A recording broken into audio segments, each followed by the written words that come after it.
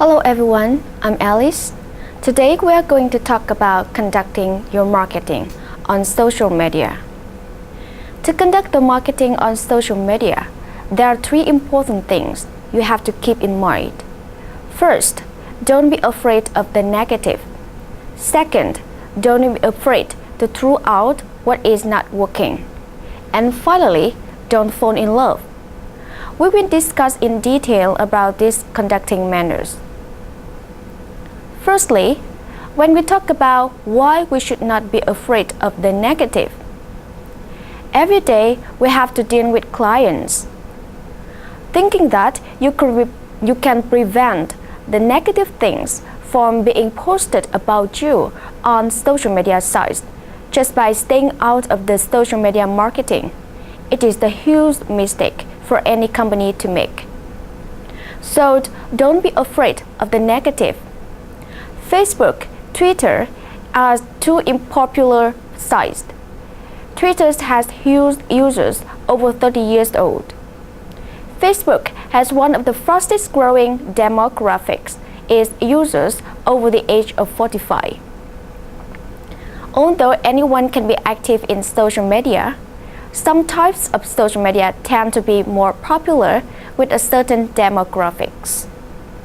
You cannot let the fact that customers are increasing their power, gaining control, and expressing their opinions scare the company away from becoming involved in social media.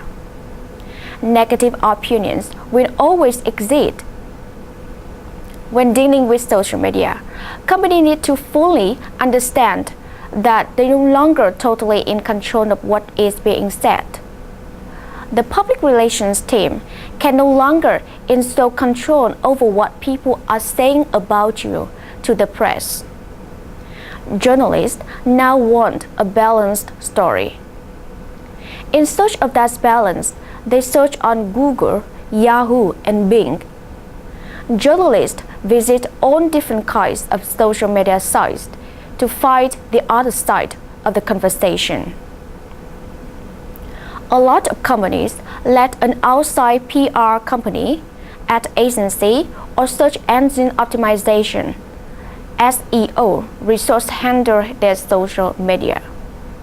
You and the staff will need to hone the social media skills and then look to your ad agency or SEO professional to help you with the final points, such as dealing with the negative side of social media. If the strategies include being active in Twitter or one of the audience members asks for something directly related to the beer making process, how PR personnel answers this question?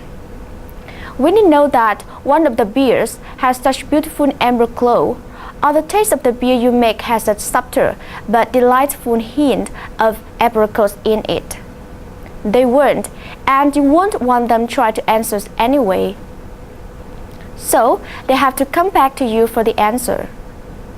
Unless your outsourced company has one of its own team's member on site and integrated in your own marketing team, when the questions is being asked, the elapsed time between the questions is asked and the answers will not be as fast as people in Twitter expect it to be answered. You will lose the opportunity to engage that audience member when his interests were at highest. The team member, if had been trained to handle customer experience, could turn bad experience into positive one and stop the negative information from spreading from those 6 or 8 hours. An outsourced company cannot do that a quick and efficient manner unless they have some truly integrated and part of your team.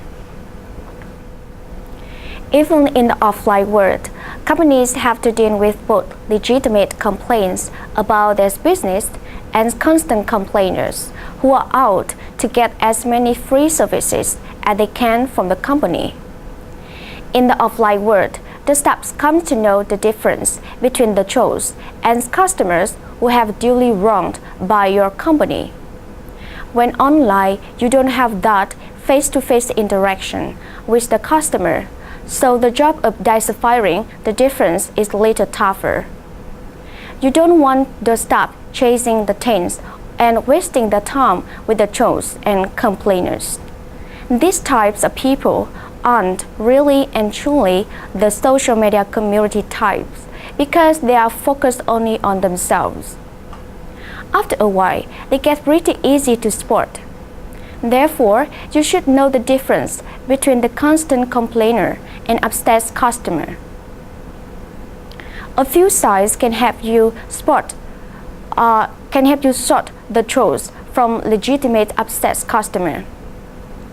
For example, they complain about everybody and everything, not just about your company.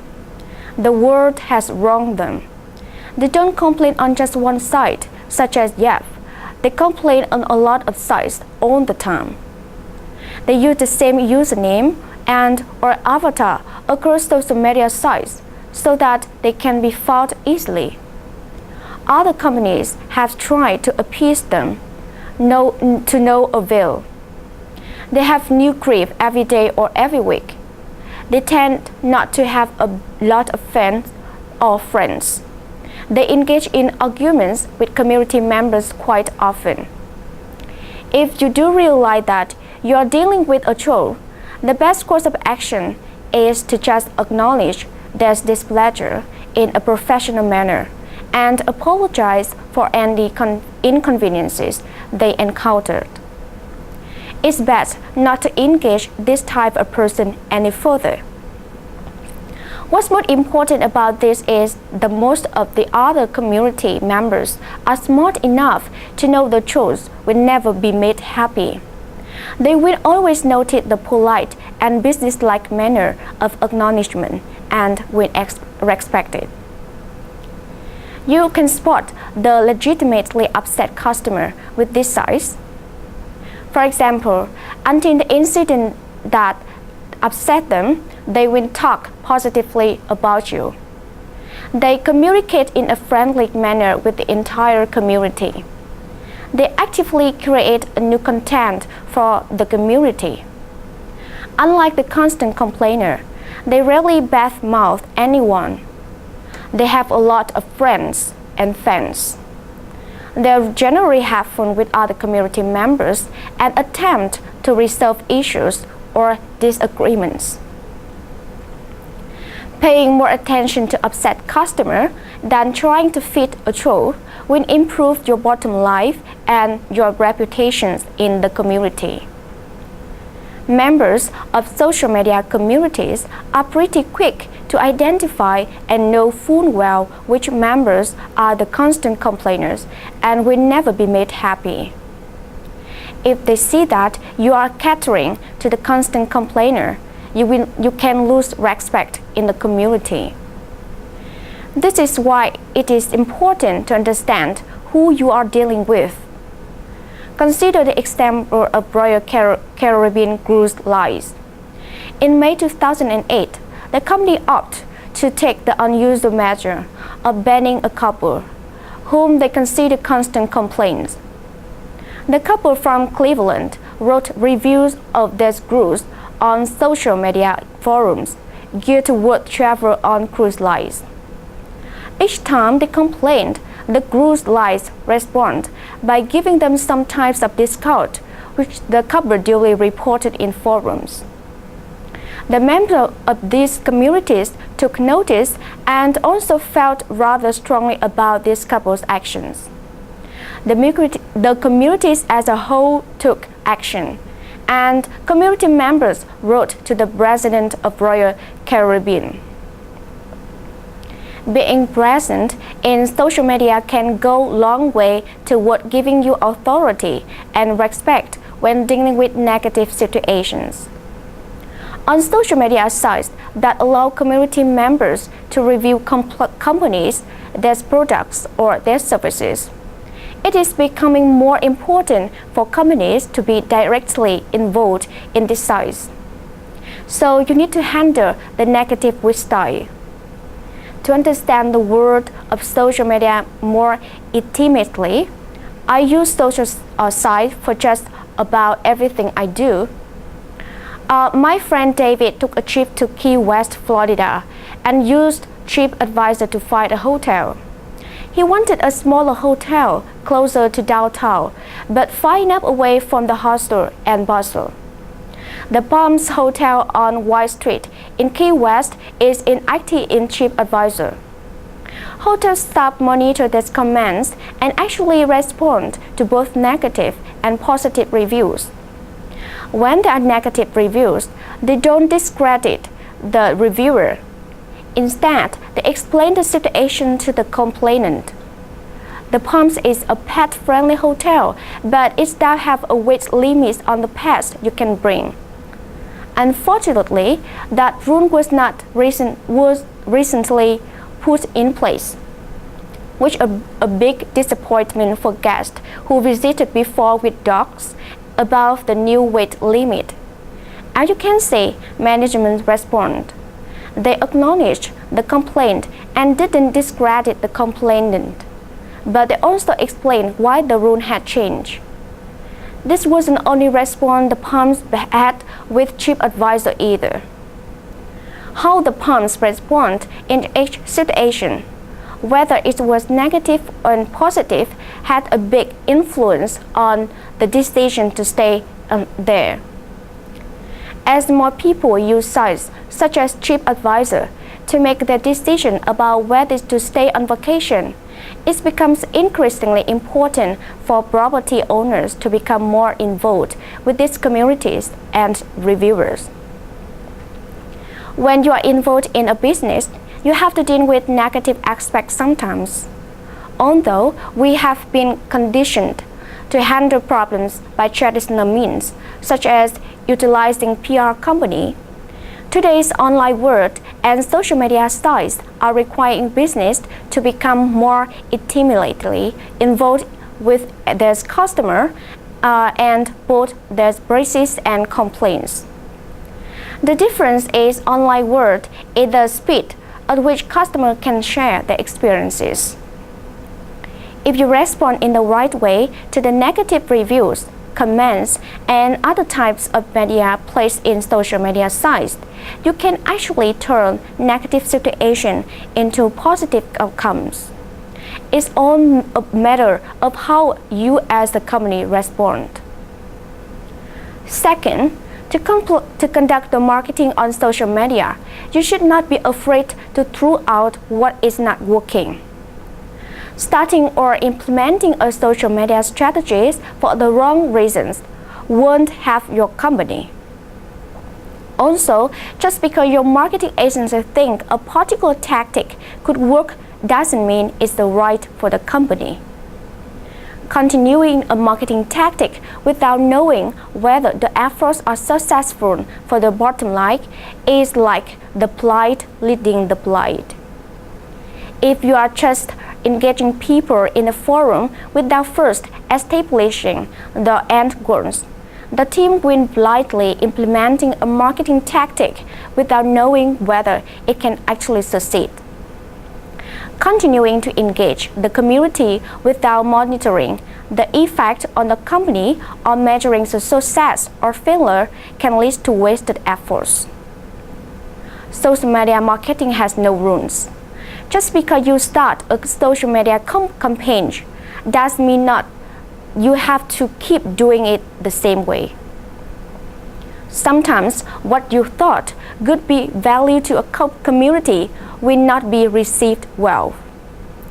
Instead of continuing to waste money and resources, you should re-evaluate what you are doing and tweak your strategy.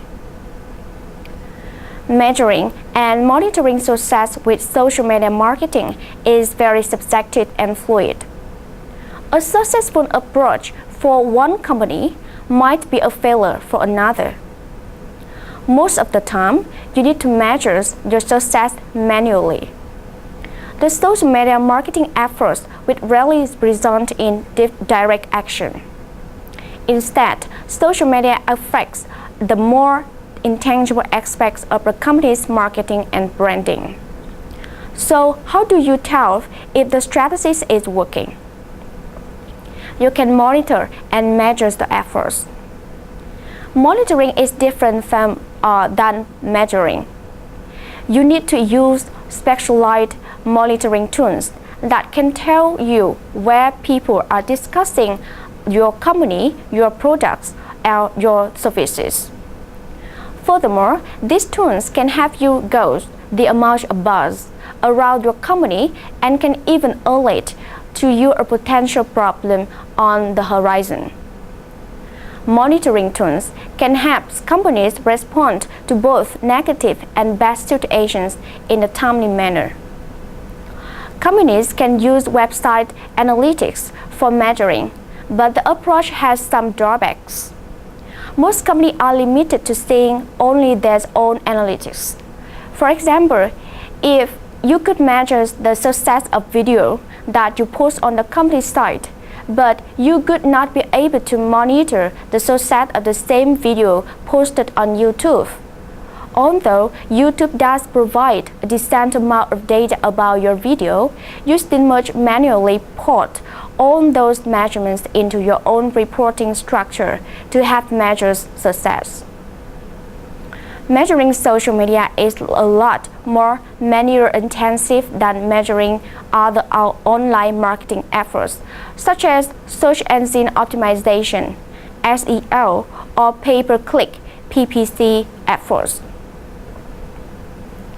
If you are planning a social media marketing strategy and having your team implement the engagement portion of that social media strategy, you need to use different tools to understand how far the engagement is reaching. Monitoring tools can help you locate where the conversations about your companies are occurring. They also can help you understand who the key influencers are in different sectors of social media. Some monitoring tools such as Radian6, Buzz Matrix, and TechRigi provide deep analysis into monitoring data return. These tools give you information about demographics behind the buzz, other keywords used in the words you are monitoring, trends around the buzz, and to some degree, a look into sentiment analysis. Currently, the technologies behind sentiment analysis can be a give and take situation. Some of these tools enable users to amend their dictionaries, but others do not. With the ones that do not enable you to change definitions, you are limited to what the tools have defined as good or bad. Sometimes they can lead to some false summations about sentiment these tools present. Monitoring the social media marketing efforts can definitely help you understand how well the efforts are working and whether you should continue with them. However, not everything you do in social media will get immediate traction from a buzzer perspective. Sometimes building relationship and trust takes time, especially if you are just beginning to engage the audience in social media circles. Marketers are held accountable for the marketing dollars they spend. When it comes to social media, marketers get a little edgy because it's difficult to determine the return on investment of social media marketing. People have different opinions of what should be measured and how it could be measured. There's no standard way for every business. As with social media strategy, social media measurement differs for each company. However, you won't know what's going or how strategy needs to be adjusted unless you are setting goals and monitoring and measuring the actions. Measuring in social media is not easy, and no one tool does it all. A combination of web analytics, manual interpretations and counting, a calculator, and a spreadsheet are most valuable when measuring social media. An essential part of the social media strategies need to be setting goals for success so that you know whether what you are doing is working. by setting success goals. For example, measuring involvement of your audience by the number of posts on your forum, comments on blog pictures, or videos watched. You can gauge whether the tactics are engaging the audience in the way you intended.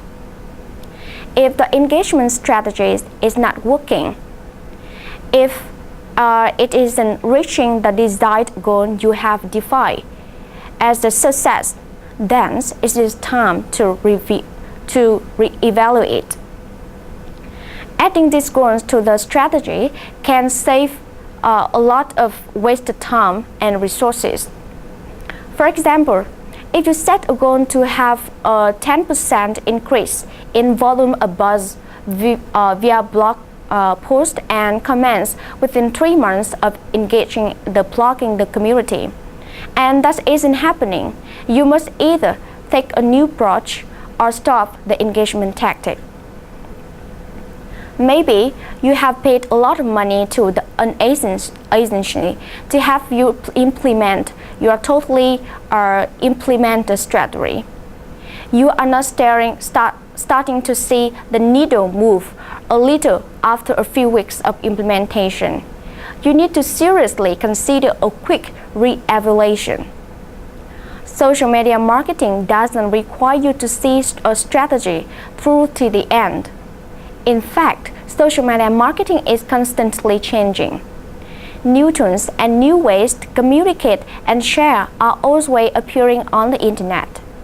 If one tactic isn't working as you hope a new one could be the right way to engage the audience. Stopping a strategy to re-evaluate and tweak the approach isn't shameful. In fact, smart companies do this all the time. Being open to change and different approaches is just another key to building successful social media strategies. Falling in love with tactics and not wanting to let them go when they are failing often leads to disappointment in social media strategies and foster the belief that social media marketing is a fad and doesn't work. Don't be afraid to throw out what is not working for you, your company, and your strategy. And finally, don't fall in love when you want to conduct your marketing on social media. Although you might love Facebook and think it's a great place to communicate with the audience, you might find that the audience is on Facebook. When you look at social media technologies and sharing sites from their own personal view and think, this could be a great place for my company, you need to stop and take a step back. You should perform objective research on whether the audience is really on that platform. The social media site you love might be where the audience is. The chosen platform the audience used might actually surprise you. The audience might be using an old and very well-established forum that hasn't updated its platform in a few years and lacks the bells and whistles that never platform offer. People are creatures of habit. If you are comfortable and find something of value, it can be tough for them to change. The same holds true for marketers. You might be comfortable with a particular social media platform and therefore drive all your marketing efforts there. However, if the audience is on different site and all that effort is wasted. Try not to fall into that trap. Although you can certainly represent the company through the profile on a certain social media platform, keep in mind that the audience will not necessarily come searching for you on the platform you are most comfortable with. It is certainly doesn't hurt your strategies to put your company's information and content into the profile you have on the favorite social site. It's possible that some conversation about your company will develop there, but Justin might not be hitting your target market. And the average internet users who doesn't keep track of the ins and outs of what's going on in social media, relies on friends to introduce different social media platforms and communities. In fact, users usually don't even attack the term social media to this community. For the average users, social media sites are simply a place they visit to share their friends and families. If you start seeing the same person in 2 or 3 different travel forums and they are quite active in the community, you will likely find a major influencer. These people are dedicating a lot of time to sharing with not just one community, but a few. And their sphere of influence is magnified by moving from one platform to another. Over time, the audience might move. When social media sites upgrade or change features and community members do not accept or embrace the changes to make the community grow, the users tend to move on to a place where they feel comfortable. If the influencers move on, generally others in the community follow. This is another reason you should avoid falling in love with just one site. The audience can migrate from one platform to another. Although humans are notoriously creatures of habit, we also love to feel comfortable. If change happens and we no longer feel comfortable, we will break habits to seek out a new place to find that comfort we previously had. This is why web marketers must be watching, listening, and actively participating in the community. If you are active in the community, you can stay abreast of migrations and understand why they are happening, and be ready to adjust the social media marketing strategies for that migration. Sometimes these migrations happen slowly. Other times, communities migrate rather quickly. If a new community appears or competing social media site implements brand new technologies that make communities and sharing much easier, community members will flock to that new platform, especially if the key influencers of the community quickly embrace it. At the beginning of this chapter, I mentioned that the web process might not be the way you will communicate in social media sites in the future. That's why marketers need to start thinking outside of the proverbial box when it comes to marketing online. As companies sell more smartphones across the globe, developers are building applications that enable devices to connect to the internet. Some of these applications don't use the HTTP architectures of a web browser. It's not just about phones. Programmers are developing applications that can access the web without web browser. Consider Twitter as an example. Although you can access Twitter in your browser through its website at www.twitter.com, desktop applications such as TweetDeck enable Twitter users to organize, share, and communicate through Twitter without ever touching Safari, Firefox, or Internet Explorer. So what happens if the community you found does suddenly disappear? Or what happens if the service goes down for an uncertain amount of time? So much are you rely on just one platform for the social media marketing strategy. Falling in love with unstable platform and banking the entire strategies on it can end up in failure. When Twitter goes down, it makes the front page of CNN. On August 6, 2009, Twitter was a victim of denial of service (DOS) attack, and the sites were down for more than 2 hours. When the DOS attack also impacted Facebook and MySpace. If you use just one forum or message board and you only one form of communications with audience, you could also fall into this detrimental situation.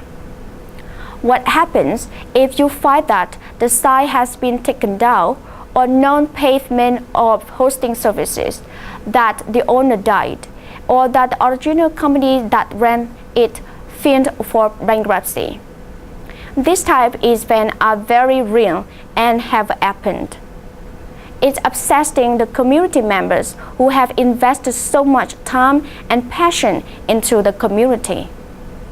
It also detrimental for a strategist if the only place you relied on to communicate with the audience. This is why social media marketers should look at a mix of social media tactics when creating their social media strategies. Falling in love with one type of social media sites, such as Dig or a particular platform, is dangerous if you don't pay attention to the other places where conversations is happening. So I have introduced to you how to conduct your marketing on social media. There's 3 important things you should remember. Firstly, don't be afraid of the negative. Secondly, don't be afraid to throw out what is not working. And finally, don't fall in love. Thank you for your listening.